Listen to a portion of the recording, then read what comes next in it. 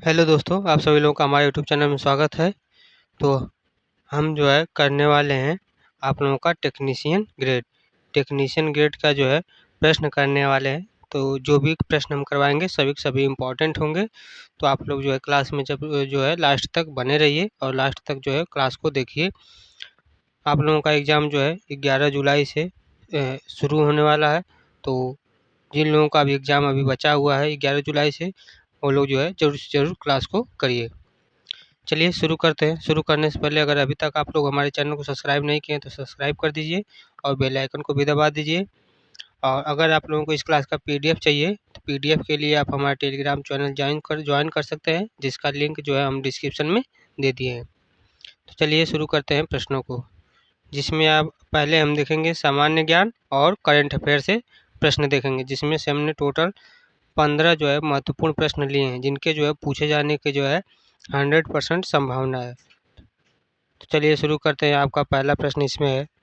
प्रश्न नंबर पहला है, भारत के पहले उपराष्ट्रपति कौन थे? भारत के जो है आपके पहले उपराष्ट्रपति कौन थे? तो इसका सही आंसर आपका हो जाएगा डॉक्टर सर्वपल्ली राधाकृष्णन।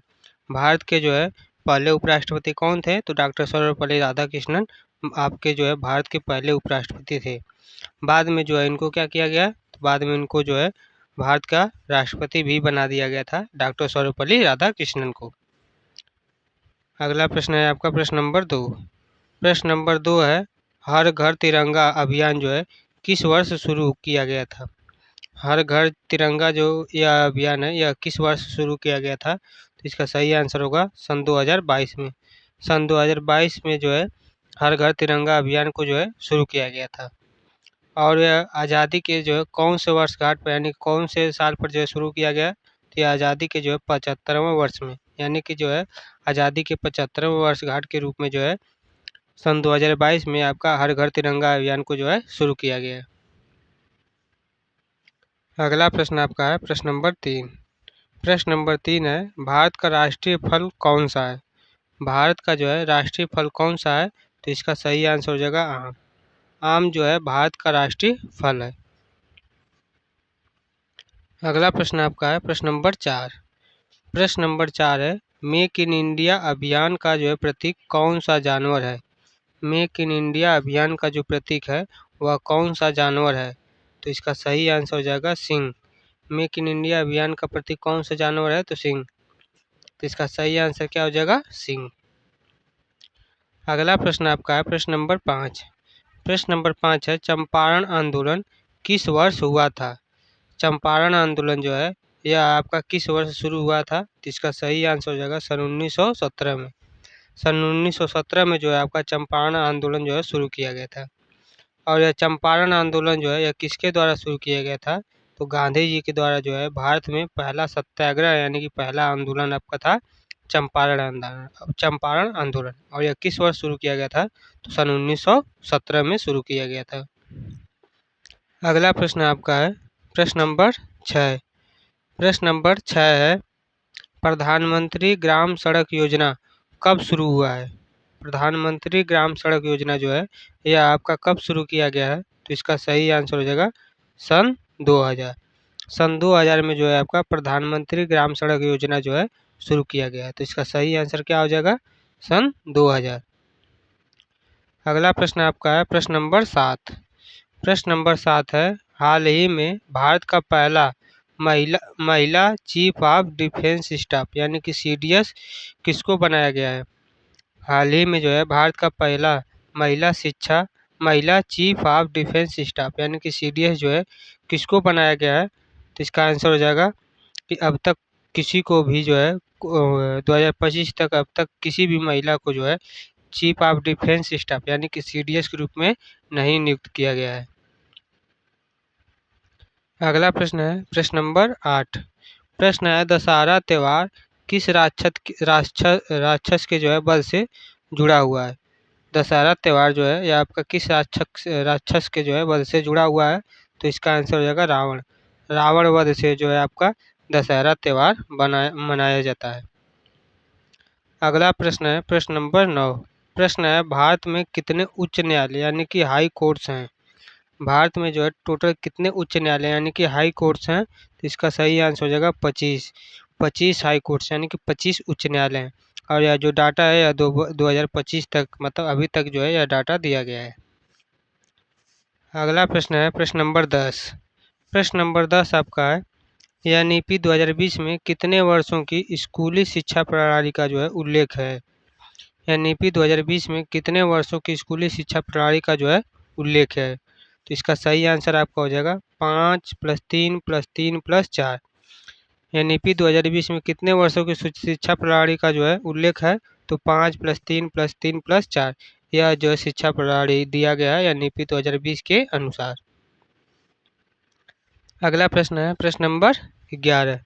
प्रश्न नंबर 11 है, हाल ही में विश्व टैबलेट दिवस कब मनाया गया। हाल ही में जो है विश्व टैबलेट दिवस कब मनाया गया है, तो इसका सही आंसर हो जाएगा 27 मार्च। 27 मार्च को जो है हाल ही में विश्व टैबलेट दिवस के रूप में मनाया गया है। सही आंसर क्या हो जाएगा 27 मार्च। अगला प्रश्न प्रश्न नंबर 12। प्रश्न नंबर 12 है, नर्मदा नदी किस सागर में गिरती है। नर्मदा नदी है जो है आपका यह किस सागर में गिरती है, तो इसका सही आंसर आपका हो जाएगा अरब सागर। नर्मदा नदी किस सागर में गिरती है, तो यह आपका गिरती है अरब सागर में। सही आंसर क्या हो जाएगा अरब सागर।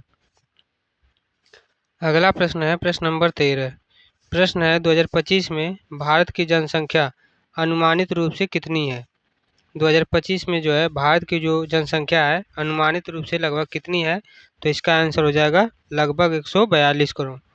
2025 में भारत की जनसंख्या अनुमानित लगभग कितनी है, तो लगभग जो है 142 करोड़ जो है भारत की जनसंख्या है। अगला प्रश्न है प्रश्न नंबर 14।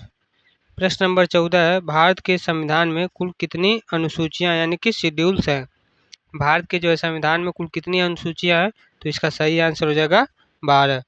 भारत के संविधान में जो है कुल टोटल अनुसूचियों की संख्या कितनी है, तो 12 है। सही आंसर हो जाएगा 12। अगला प्रश्न है प्रश्न नंबर 15। प्रश्न है, इसरो के वर्तमान अध्यक्ष कौन है। इसरो के जो है इस समय वर्तमान अध्यक्ष कौन है, तो इसका सही आंसर हो जाएगा एस सोमनाथ। एस सोमनाथ जो है इसरो के जो है इस समय वर्तमान अध्यक्ष हैं। तो सही आंसर क्या हो जाएगा एस सोमनाथ। अब हम देखेंगे हिंदी व्याकरण। हिंदी व्याकरण से संबंधित जो है प्रश्नों को देखेंगे, जिसमें से टोटल हमने 10 महत्वपूर्ण प्रश्नों को लिया है। तो चलिए शुरू करते हैं कि कौन कौन से प्रश्न आपके पूछे जा सकते हैं। जिसमें आपका अगला प्रश्न है प्रश्न नंबर 16। प्रश्न है, संगीतकार शब्द में कौन सा समास है। संगीतकार शब्द में जो है आपका कौन सा समास है, तो इसका आंसर हो जाएगा कर्मधारय समास। संगीतकार शब्द में जो है आपका कौन सा समास होगा, तो कर्मधारय समास होगा। अगला प्रश्न है प्रश्न नंबर 17। प्रश्न है, अप्रिय का जो है विलोम क्या होगा। अप्रिय का जो है विलोम क्या होगा, तो इसका आंसर हो जाएगा प्रिय। अप्रिय का जो है विलोम क्या होगा, तो इसका सही आंसर क्या हो जाएगा प्रिय होगा। अगला प्रश्न है आपका प्रश्न नंबर 18। प्रश्न नंबर 18 है, हृदय स्पर्शी शब्द में कौन सा समास है। हृदय स्पर्शी शब्द में जो है आपका कौन सा समास है, तो इसका आंसर हो जाएगा बहुब्रीहि समास।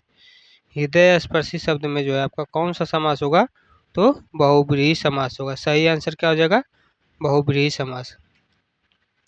अगला प्रश्न है प्रश्न नंबर 19। प्रश्न नंबर 19 है, कुशलता में कौन सा प्रत्यय है। कुशलता में जो है आपका कौन सा प्रत्यय है, तो इसका आंसर हो जाएगा ताप प्रत्यय है। कुशलता में जो है आपका कौन सा प्रत्यय है, तो ताप प्रत्यय है। अगला प्रश्न है प्रश्न नंबर 20। प्रश्न है, साक्षर शब्द में उपसर्ग कौन सा है। साक्षर शब्द में जो है कौन सा उपसर्ग होगा, तो इसका सही आंसर हो जाएगा सा। साक्षर शब्द में जो है कौन सा उपसर्ग होगा, तो सा उपसर्ग होगा। सही आंसर क्या हो जाएगा सा। अगला प्रश्न है प्रश्न नंबर 21। प्रश्न नंबर 21 है, ग्राम प्लस अध्यक्ष हो जाएगा ग्रामाध्यक्ष। ग्राम प्लस अध्यक्ष ग्रामाध्यक्ष हो जाएगा। इसमें जो है पूछा है कि आपका कौन सा समास होगा, तो इसका सही आंसर क्या होगा तत्पुरुष समास। ग्राम प्लस अध्यक्ष इक्वल टू ग्रामाध्यक्ष, इसमें कौन सा समास होगा, तो तत्पुरुष समास हो जाएगा। अगला प्रश्न है प्रश्न नंबर 22। प्रश्न नंबर 22 है, कंप्यूटर शब्द का शुद्ध हिंदी पर्यायवाची क्या होगा। कंप्यूटर शब्द का जो है शुद्ध हिंदी पर्यायवाची क्या होगा? तो इसका सही आंसर हो जाएगा संगणक।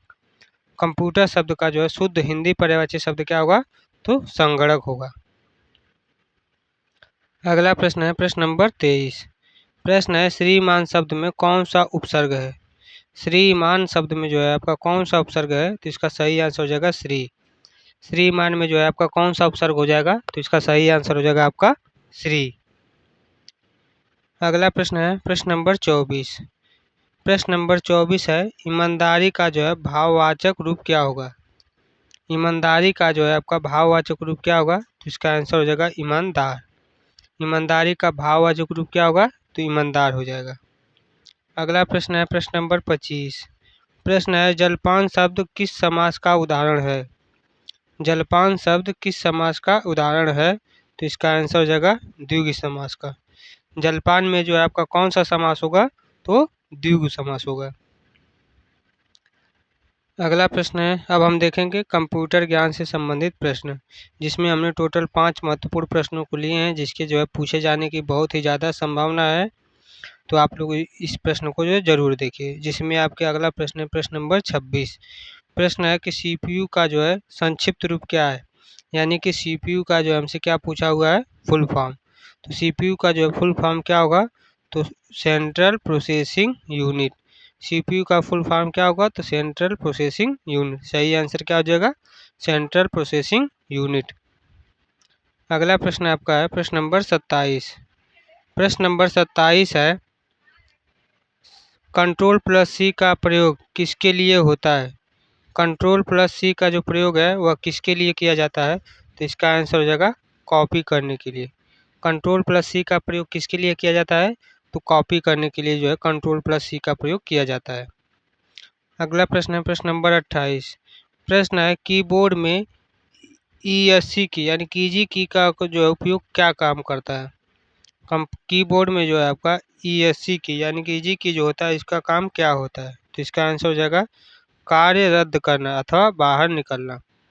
एग्जिट की का मतलब होता है आपका ESC की का मतलब होता है कार्य को जो है रद्द करना अथवा बाहर निकलना। अगला प्रश्न है प्रश्न नंबर 29।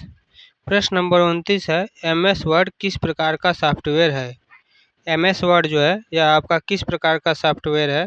तो इसका सही आंसर आपका हो जाएगा word processing software. MS word जो है आपका किस प्रकार का सॉफ्टवेयर है? तो यह आपका है वर्ड प्रोसेसिंग सॉफ्टवेयर। सही आंसर क्या हो जाएगा? Word processing software. अगला प्रश्न है प्रश्न नंबर 30। प्रश्न नंबर 30 है URL का जो है फुल फॉर्म क्या होगा? URL का जो है फुल फॉर्म क्या होगा? तो इसका आंसर हो जाएगा यूनिफॉर्म रिसोर्स लोकेटर। URL का फुल फॉर्म क्या हो जाएगा? तो यूनिफॉर्म रिसोर्सेस लोकेटर। सही आंसर हो जाएगा आपका यूनिफॉर्म रिसोर्स लोकेटर।